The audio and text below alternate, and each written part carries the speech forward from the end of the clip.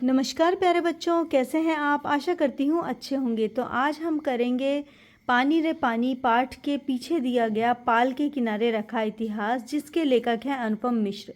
शुरू करने से पहले आपसे गुजारिश है कि मेरे चैनल ई अध्यापक को प्लीज़ सब्सक्राइब करें, दोस्तों के साथ शेयर करें और मल्हार बुक 7th क्लास की फुल प्लेलिस्ट मेरे चैनल पर जाकर ज़रूर चेकआउट करें। अन्य पुस्तकों से संबंधित प्लेलिस्ट भी वहाँ उपलब्ध है, आप जाकर देख सकते हैं। तो चलिए शुरू करते हैं। अच्छे अच्छे काम करते जाना, राजा ने कुड़न किसान से कहा। किसी जगह का एक किंग है जिसने वहाँ पर काम करने वाले एक किसान से ये कहा है कि हमेशा अच्छे काम करना है। कुड़न, बूढ़न, सरमन और कौराई थे 4 भाई। 4 ब्रदर्स हैं, ये उनके नाम है।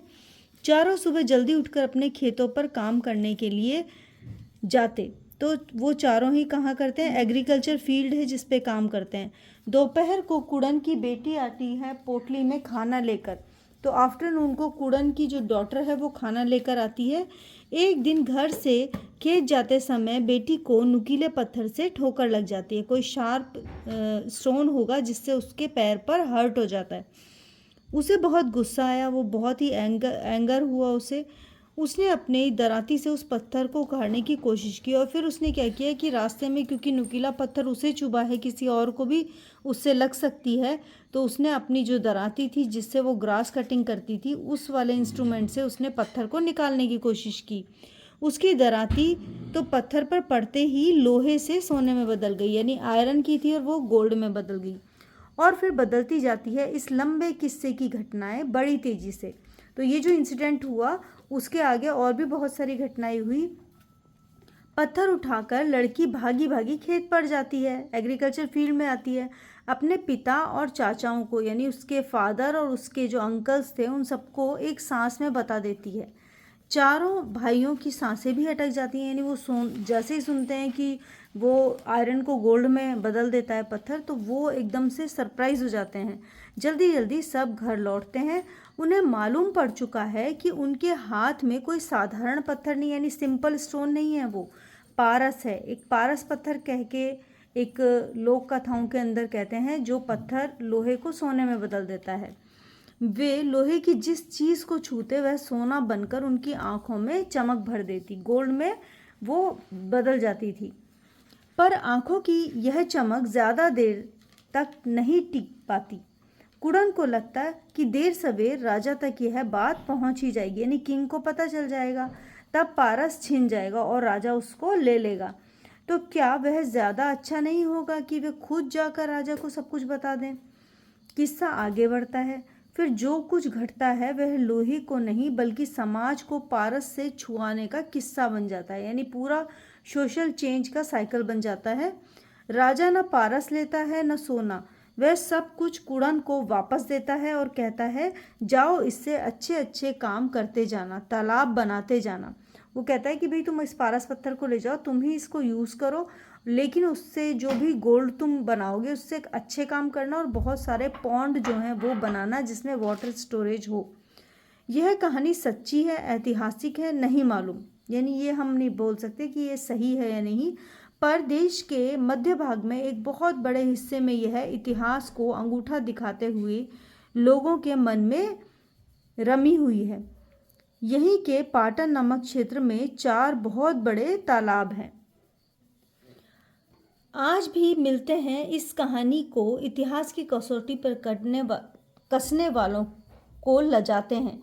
चारों तालाब इन्हीं चारों भाइयों के नाम पर बूढ़ा सागर, मंझवा गवां में सरमन सागर, कुआ ग्राम में कौरई सागर और कूडम गांव में कुडम सागर, तो यही 4 भाइयों के नाम थे, इसी के नाम पर ये 4 तालाब हैं। सन 1907 में गजेटियर के माध्यम से इस देश का इतिहास लिखने के लिए घूम रहे एक अंग्रेज ने भी इस इलाके के कई लोगों से ये किस्सा सुना था और फिर देखा परखा था इन चारों बड़े तालाबों को।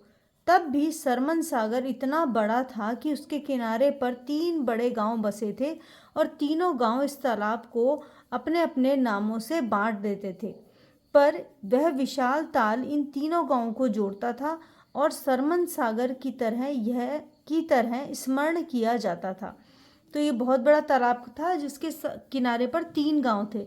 इतिहास में सरमन, बुढ़ान, कौरई और कुड़न को याद नहीं रखा, लेकिन इन लोगों ने तालाब बनाए और इतिहास को उनके किनारे पर रख दिया।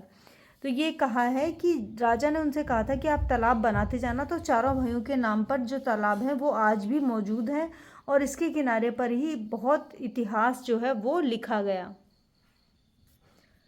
देश के मध्य भाग में यानी इंडिया के मिडिल पार्ट में ठीक हृदय में धड़कने वाला यह किस्सा उत्तर दक्षिण पूरब पश्चिम यानी north south east and west में चारों तरफ किसी न किसी रूप में फैला हुआ मिल सकता है।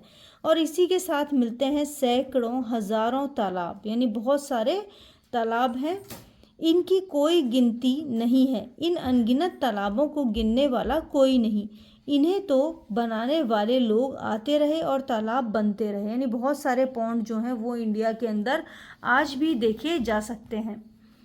किस तालाब को राजा ने बनाया, तो किसी को रानी ने बनवाया, यानी किसी को किंग ने बनाया, किसी को क्वीन ने बनवाया है, किसी को किसी साधारण गृहस्थ ने यानी नॉर्मल जो लोग हैं उन्होंने भी बनवाया है, तो किसी को किसी असाधारण साधु संत ने। जिस किसी ने भी तालाब बनवाया वह महाराज या महात्मा कहलाया। एक कृतज्ञ समाज तालाब बनाने वाले को अमर बनाता है।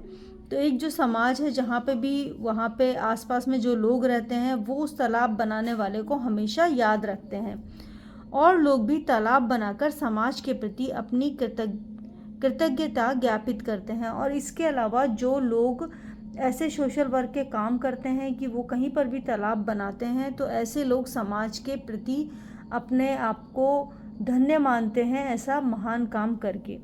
तो ये जो छोटा सा लेख है इसके माध्यम से अनुपम मिश्र जी आपको बताना चाहते हैं कि पॉन्ड्स बनाना बहुत ही इम्पॉर्टेंट है, और आप अगर कोई पॉन्ड बनाते हैं तो उससे केवल उसी समय लोगों का भला नहीं होता है, बल्कि वो एक बहुत लंबे समय तक लोगों के काम आता है और लोग आपको इसके लिए याद रखते हैं।